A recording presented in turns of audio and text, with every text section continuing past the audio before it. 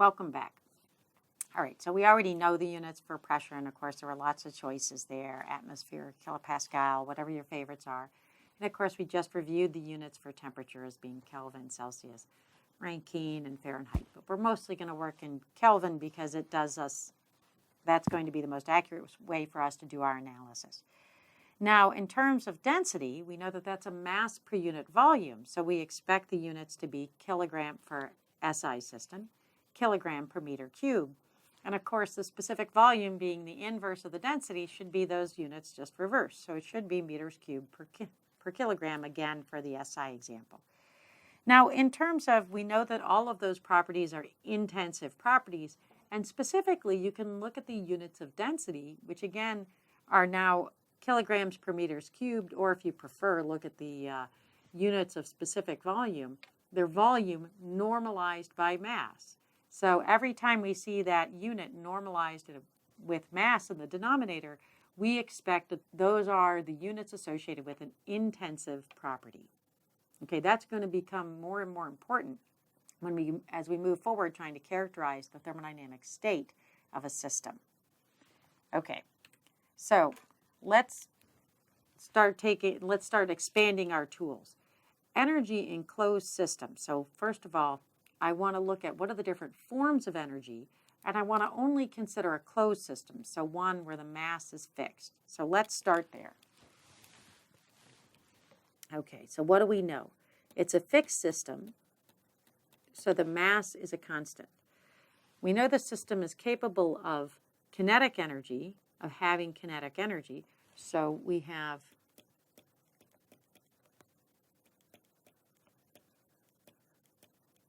the classic expression for kinetic energy, 1/2 the mass times the velocity squared. And I just want to let you know that thermodynamics has lots of different V's. We've already seen one, the specific volume, which is a lowercase v. In this class, the nice thing about thermodynamics is that we don't have to retain spatial fidelity. So we can assume all of our systems are essentially one-dimensional. So we don't really need vector notation in this class, but I just want to emphasize that this is a velocity, so I'm going to leave this vector notation to emphasize that this is a velocity, even though, again, we're going to assume everything is one-dimensional. So there's the velocity, and of course it has units, again, in SI of meters per second or feet per second if you were in British. So if this is the kinetic energy, and again, this is mass, we know that this has units of kilograms. And we know that the product of the mass times the units of velocity squared is going to give us joules in units of joules in the case of SI units. Okay. If we look at the potential energy is given by the product of the mass times the gravitational constant times z, the height of the system. So z is equal to the height. And that has, again, units of meter if we're looking at SI units, and g is a gravitational constant.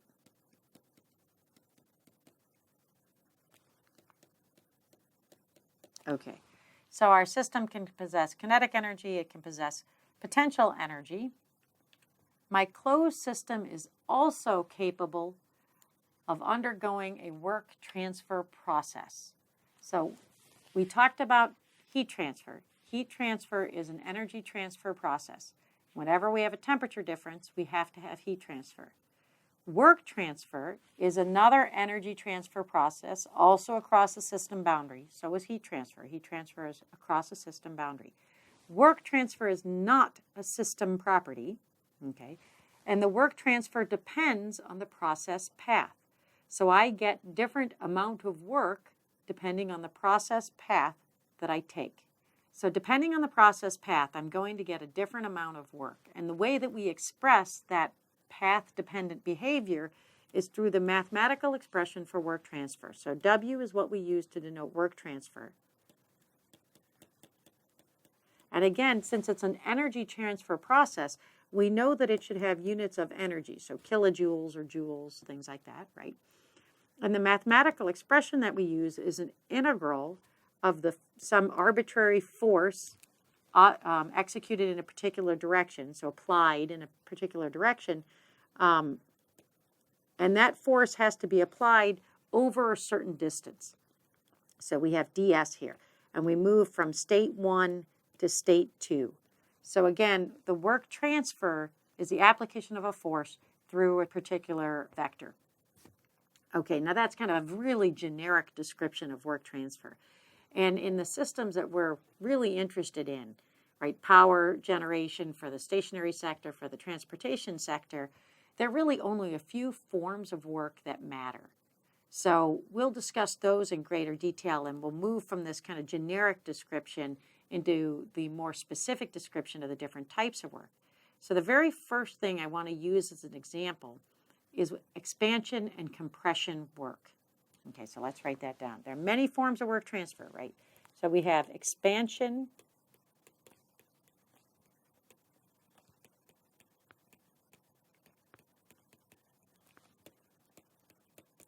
There's expansion and compression work, and this is the way the majority of the prime movers operate throughout the world. So the engines that we use for the transportation sector are primarily reciprocating internal combustion engines. So we move a piston up and down, and that process, that motion of expansion and compression, is the type of work that drives those systems.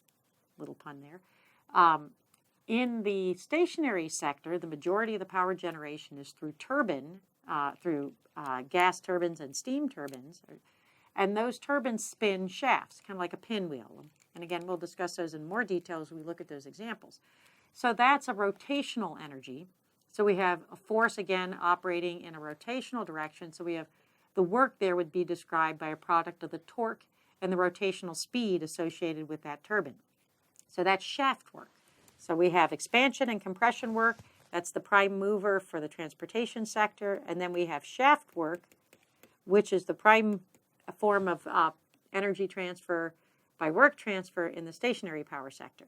And there are all sorts of other forms of work, and we can, because essentially you think about it, anytime you have a force, you have that's being applied over a particular distance, you have work transfer. So there's work transfer due to surface tension, due to magnetic fields, due to all sorts of different, chemical type of force applications. But the ones that we're going to care about most, the primary examples that you'll see around you, are expansion and compression work and shaft work. Okay, so I promised you we're going to look at expansion and compression work.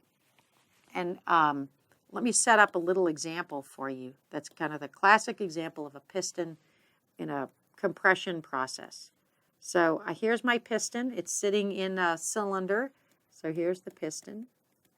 And there's some pressure that's applied, whether it's atmospheric pressure or maybe I have higher than atmospheric pressure on the backside of this piston, but there's some pressure, P. So that's P to denote pressure. We know that expansion and compression work is given by the differential element. So this is a differential element here of the work of the pressure times the area, because that's going to give me the force element there, times the differential motion dx that this force executes or applies to the piston. So this is the force on the piston.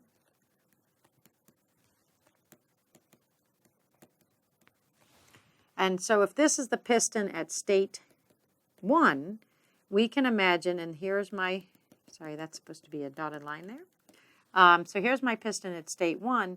We can imagine if this pressure increases on this side of the piston, or for example, if let's say this gas cools, then the density of this gas is going to shrink and the piston is going to compress, is going to move in this direction. So we can imagine a piston at state 2. I'll try and draw that in another color so we can highlight that.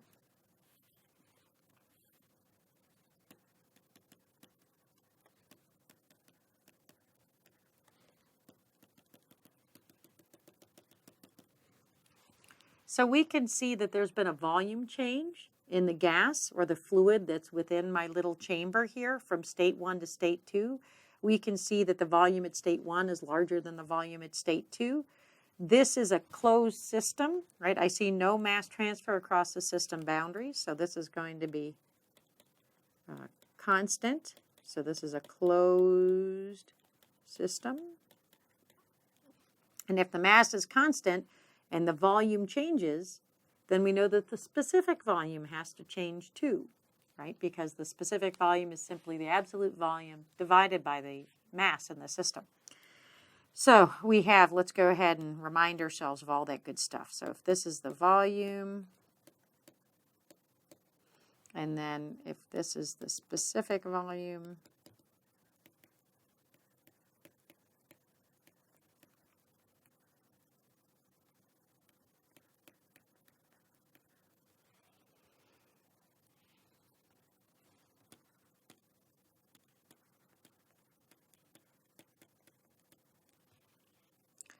okay, so if the lowercase v, that denotes my specific volume, m is my mass, then we know the relationship between these two is simply that the specific volume is the absolute volume divided by the mass, like that, okay? And we can see that the volume at state 1 is greater than the volume at state 2, and we know that because the mass is a constant, the specific volume at state 1 is greater than the specific volume at state 2. Okay, let's keep going.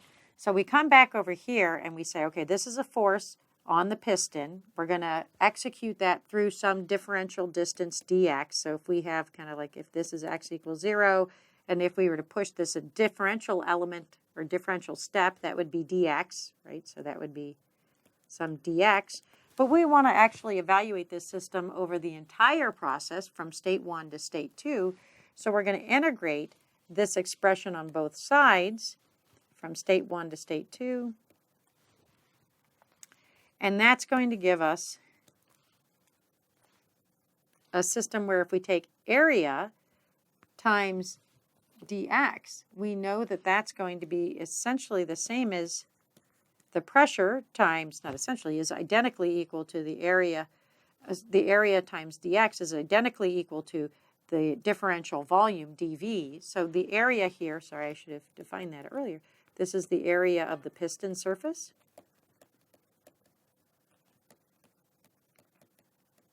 Okay, so the product of the area times this differential element dx is simply the differential volume. So that would be that little differential piece here in that movement, the differential amount of volume right here.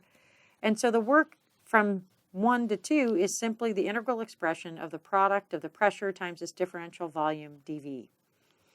Now, because the piston moves downward from state 1 to state 2, we need to know how the pressure within the system varies as a function of volume.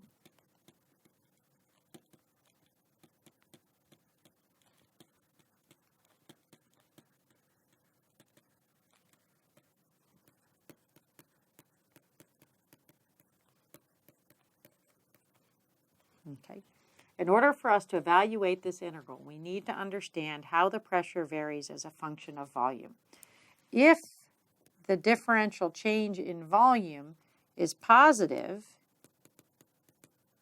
so if the final state is greater than the initial state, then we know that we have an expansion process.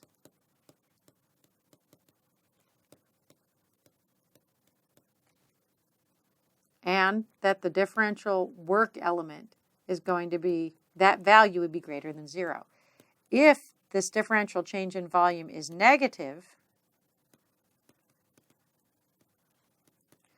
that's a compression process.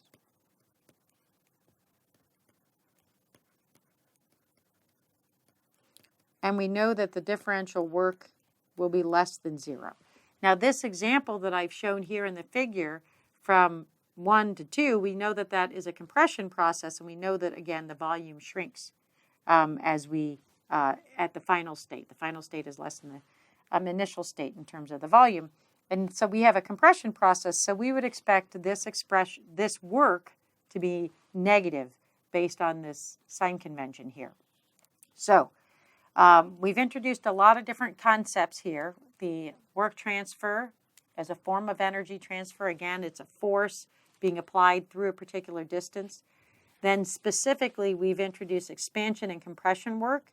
We said, okay, well, for expansion and compression work, we can set up this generic piston, and we know that that piston applies a certain pressure across an area through that little vector distance, and that this area times this differential distance is going to give me a differential volume. And we came up with this general description for expansion and compression work. And we talked about the sign convention associated with it. So what I want you to do before we start the next unit is I want you to think about, for a constant pressure process, what would the pressure look like? What would a diagram of this process look like on a PV diagram? So let me set that up for you. So I want you to sketch for me on a pressure volume diagram, what would a constant pressure compression process look like? So just pick some arbitrary state 1, okay, and draw for me a compression process to state 2 using a constant pressure path. And that's where we'll start next time. Thank you.